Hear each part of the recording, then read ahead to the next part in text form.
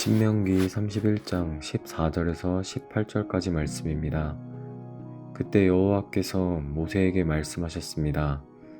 너는 너희 선조들과 함께 잠들 것이지만 이 백성들은 그들이 들어갈 그 땅의 이방신들과 음란한 짓을 할 것이다. 그들은 나를 버리고 내가 그들과 맺은 언약을 깰 것이다. 그날에 내가 그들에게 진노할 것이고 그들을 버릴 것이다. 내가 내 얼굴을 그들에게서 숨기고 그들을 멸망시킬 것이다. 많은 재앙들과 어려움이 그들에게 닥치면 그날에 그들이 우리 하나님이 우리와 함께 하시지 않아서 이런 재앙들이 우리에게 닥친 것이 아닌가 하고 물을 것이다. 그리고 나는 그날에 그들이 다른 신들에게 눈을 돌린 그들의 모든 악함으로 인해 내 얼굴을 숨길 것이다. 아멘. 하나님께서는 이제 곧 가나안 땅으로 들어가 그 땅을 정복하게 될 이스라엘 백성들이 그 땅에서 어떤 모습으로 살아가게 될 것인지에 대해서 모세에게 미리 말씀을 해주십니다.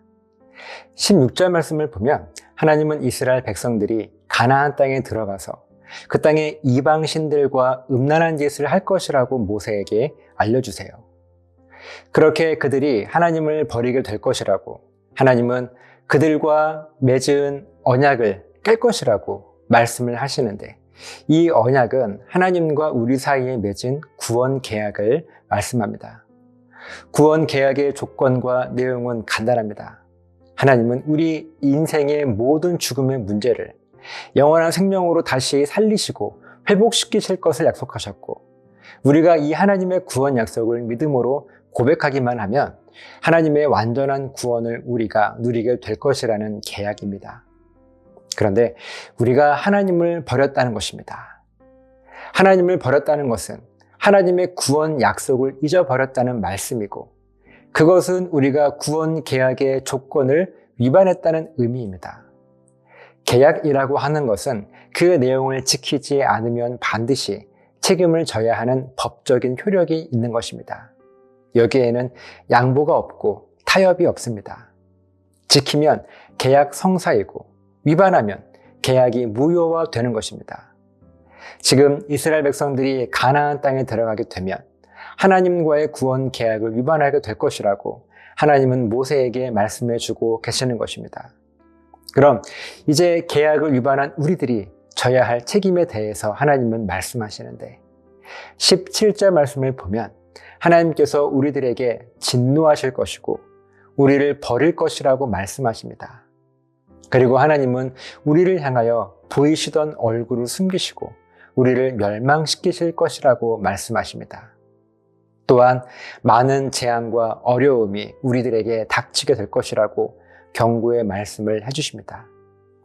그때 우리는 어떻게 해야 하겠습니까? 하나님, 제가 잘못했습니다. 하나님의 구원 계약의 내용이 무엇인지 분명하게 알고 있음에도 불구하고 제가 계약을 위반했습니다. 하나님, 저를 용서해 주세요. 여러분, 이렇게 하나님을 향하여 회개하며 용서를 구해도 구원 약속은 계약이기 때문에 우리가 마땅히 져야 할 책임을 져야 합니다. 그런데 우리는 하나님을 향하여 어떤 말을 하고 있는가 하면, 우리 하나님이 우리와 함께 하시지 않아서 이런 재앙들이 우리에게 닥친 것 아닌가요?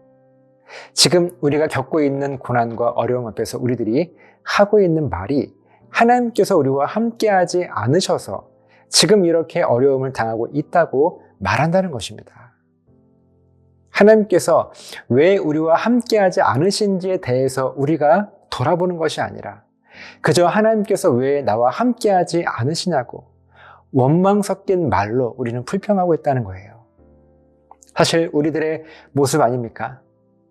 우리가 조금이라도 고난을 당하고 내 앞에 놓인 어려운 문제 앞에서 아무것도 할 수 없어서 낙심하고 있을 때 우리들은 왜 나에게 이러한 일들이 찾아오게 되었는지를 고민하는 것이 아니라 하나님께서 나를 안 도와주셨기 때문에, 하나님께서 나와 함께 해주지 않으셨기 때문에 지금 이렇게 힘든 시간들을 보내고 있노라며 모든 책임을 하나님께 돌리며 원망하게 된다는 말씀입니다. 하지만 오늘 말씀과 같이, 물론 모든 경우 그런 것은 아니겠지만 어쩌면 우리가 하나님과 맺은 구원 계약을 나도 모르게 어기게 된 것의 결과일지도 모른다는 거예요. 하나님께서 약속해 주신 구원 약속을 끝까지 붙잡고 살아가야 하는데 어느 순간 내 의지와 상관없이 내 생각과 경험들을 중심으로 내 삶을 살아가다 보니 하나님과 맺은 구원 계약을 위반하게 된 것이고 오늘 말씀과 같은 일들이 내 삶에 벌어지게 된 것이라는 사실입니다. 그래서 하나님께서 나와 함께하지 않으시는 것처럼 보이는 것입니다. 그런데 말씀을 묵상하며 깨닫게 된 놀라운 하나님의 은혜는요, 하나님은 분명 우리에게 구원 약속을 계약으로 선언하시면서 우리에게 법적인 책임을 묻고 계시는데 막상 우리들이 하나님과 맺은 구원 계약을 위반한 순간이 되면 하나님은 이 계약을 공정하지 않은 것으로 만들어 버리십니다. 아까 16절 말씀을 보면 우리가 하나님과 맺은 구원 계약을 위반하게 되었을 때 하나님은 이 구원 계약을 깨버리실 것이라고 말씀하시는데 이 깨버리시다라고 하는 이 말씀의 히브리어 원어의 의미를 보면 계약을 취소하고 파기한다는 의미가 아닙니다. 일단 그 계약을 무시해버린다는 의미가 좀 더 정확한 의미입니다. 그러니까 일단은 하나님과의 구원 계약은 여전히 유효하게 유지되어 있지만 우리에게 너무 실망하시고 상처받으신 하나님께서 우리를 향한 서운한 마음을 표현하시는 방식으로 18절 말씀과 같이 우리를 향한 얼굴을 돌리시는 것이 아니라 여전히 우리를 향하여 바라보고 계시지만 그 얼굴을 숨기실 것이라고 말씀하시는 것입니다. 여러분, 이 말씀이 우리에게 얼마나 큰 은혜의 말씀입니까? 마치 우리에게 벌을 주시는 말씀처럼 보이지만 그 본질은 그러니 제발 나를 잊지 말고 기억해주고 내가 이미 완성해 놓은 구원을 풍성하게 누리기 위해서 애써달라고 하시는 말씀으로 우리는 이 말씀을 볼 수 있어야 합니다. 그렇기 때문에 하나님의 이러한 불공정한 계약에 불만을 제기할 수 있는 사람이 있겠습니까? 우리들은 그저 감사를 고백할 뿐입니다. 저 여러분이 이러한 하나님의 은혜 안에서 참되고 풍성한 구원을 날마다 누리게 되시기를 예수님의 이름으로 간절하게 부탁을 드립니다. 기도하시겠습니다. 하나님, 참 놀라운 구원의 은혜. 우리는 어떻게든 공정한 계약이라고 하나님께 우리들의 구원을 떼쓰고 있지만 하나님, 우리가 정작 계약을 위반했을 때는 불공정한 계약이라도 좋으니 우리를 구원해달라고 하나님을 향하여서 외치고 있습니다. 하나님, 우리가 이렇게 하나님의 큰 은혜를 받아 누리는 자임을 잊지 않고 살아갈 수 있도록 인도해 주셨어서 감사드리며 예수님 이름으로 기도합니다. 아멘.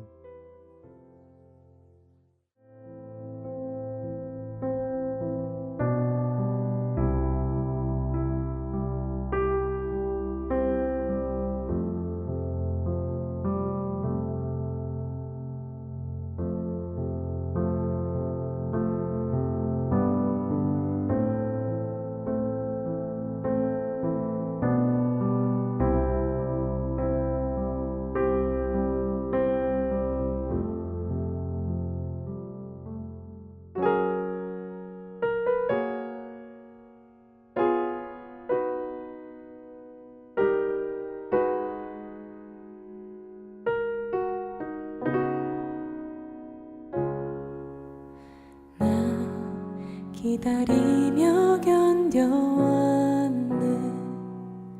그저 기다리며 견뎌왔네. 헛된 소망 바라던 내게 있는 건 허전한 마음.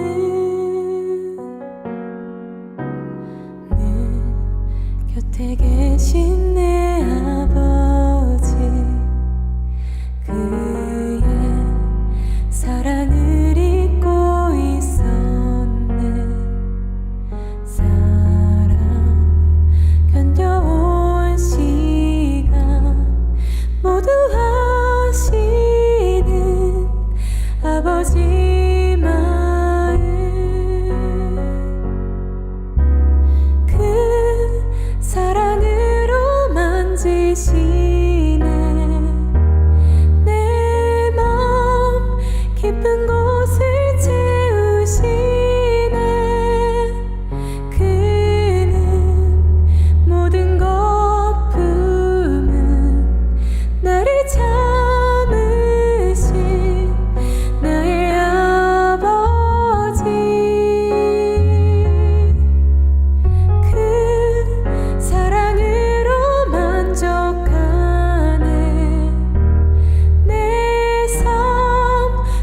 대신